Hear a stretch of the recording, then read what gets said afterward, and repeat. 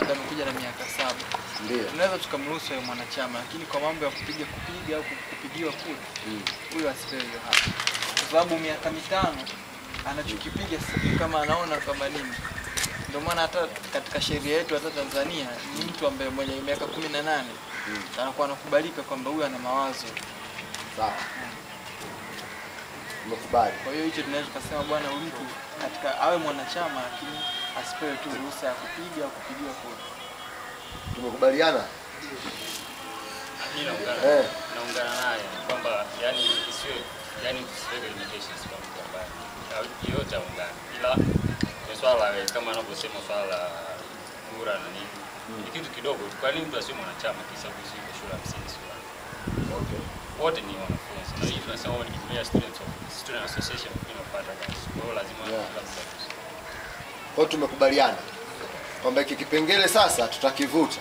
Kwa hiyo atakiwa na miaka 5 mtu tutaendelea naye au mwanachama, lakini asiwe na haki ya kuvoti na kuvotiwa. Lakini ile katiba ambayo ipo sasa hivi inazungumzia kwamba atakuwa mwanachama. Ila wanachama huko aina mbili. Wanachama huko aina mbili kwa maana kwamba kuna wanachama na member of honor ambaye yeye anakuwa mwanachama. Kwa mfano amekuja mtu ametibiwa pale Apollo au let's say amekuja tu mimi kunitembelea babangu mzazi akaamua kukaa hapa miaka 3, si ndio? Yeye anaweza kama mwanachama lakini yeye ni member tu, tumemchagua yeye, hawezi kuwa mwanachama kuwa na haki ya kuvoti wala kuvotia kwa sababu any day any time anaweza kaondoka. Yeye si mwanafunzi, amenitembelea. Lakini sasa kama amenitembelea it means na yeye ni Mtanzania mwenzetu au kitu kama hicho, hajafanya PhD au whatever, tunampa kwenye group moja ambayo tunasema member of honor. Yeye anakuepo tu pale kwamba anaweza kutusaidia, akatutoa ushauri, akaja kama hapa akasema jamani, hapa mnakwenda vibaya, hapa mnakwenda vizuri.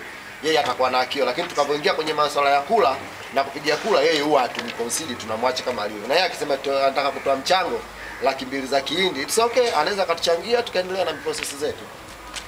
Basi huyo mtoto miaka 5 anaingia kwenye grupu hili, atakuwa anaruhusiwa kuhudhuria vikao, lakini hawezi tumekuja kufanya complaining uchaguzi uliopita kwa sababu tulikuwa na mtoto ambaye yupo anasoma na huwa anahudhuria vikao. Watoto wawili kwanza tukae kama jopo tuangalie utaratibu wa katiba inasemaje. Ikaonekana yule ni students, sasa tunasemaje na yeye ana haki ya kuvoti. Lakini baadaye yule mtu akaonekana kwamba labda tumtoe nje asivoti, lakini alikuwa na haki ya kimsingi kwa sababu ni mwanachama ambaye ni mwanachama safi. Michango yote anachanga. Lakini alikuwa under 18, kwa hiyo ikawa inamkosesha right. Sasa where we are going to do? Lakini katiba ya kila nchi kabisa chini ya miaka 18. Tunazungumzia katiba ya kila nchi. This is not nchi, this is association of students. Mimi nimefikiria hivi. Lakini pia mtu chini ya kwamba kama tunasema mpige mtu kura tunamjaza tunakuwa na mtu chagua chama hiki. Yaani wewe unazungumza ni sawa, lakini kuna kitu kingine lazima tufahamu kwamba hii ni Tanzania Students Association. Students sio nchi, sio sehemu ya biashara au sio sehemu. Yaani kuna neno students. Na ndio maana huyu lazima pia awe member.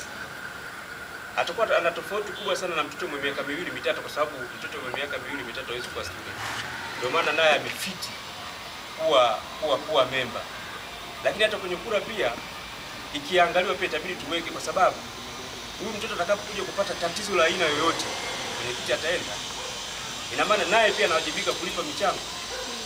Siwezi mimi kaa tu na naendelea tu hivi.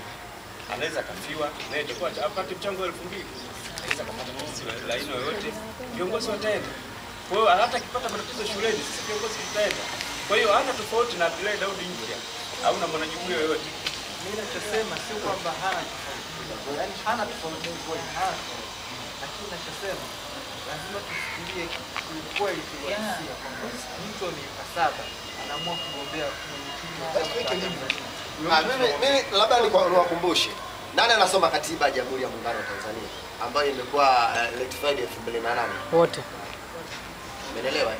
Ile la katiba ya Jamhuri ya Muungano wa Tanzania inasema kwa sasa hivi kwa sababu kuna watu ambao hawakuwa considered. Kuna watu vipofu. Umeelewa? Kuna watu wako magerezani wanatakiwa wapige kura. Umeelewa? Kuna watu wako nje ya nchi sasa hivi wanao vile vile wanasema vipi nao? Maana yake ni group, maana ni Jamhuri ya Muungano wa Tanzania. Tunawazungumzia vipi? bunge lilivyokaa na limepitisha kipengele kile ni kwamba kipofu atakwenda na mtu ambaye anaona, maana atamwambia tu bana, hebu nivotie hapo, lakini yeye atakuwa na haki ya kuchaguliwa kwa Tanzania. Sasa kwa sababu hii ni member of association, sisi ndo tuna haki na jukumu la kubadilisha kile ambacho tunakiona kinafaa au hakifaa. Lakini hata katiba ya Jamhuri, sheria mama, kwa yeyote ambaye anataka kwenye ibara 63B iko pale nyumbani, nitamuonyesha hadi aipitie, inasema hivyo. Kwa sasa hivi mtu anaweza akavoti. Katika serikali za kishule, form 1 wanapiga kura au wapige kura? Wanapiga kura. Kuna form 1 wanakuta nani? Hakuna. Hata primary tunachagua. Tunamchagua. Sawa. Hii labda ni katika hilo la kupiga kura labda ni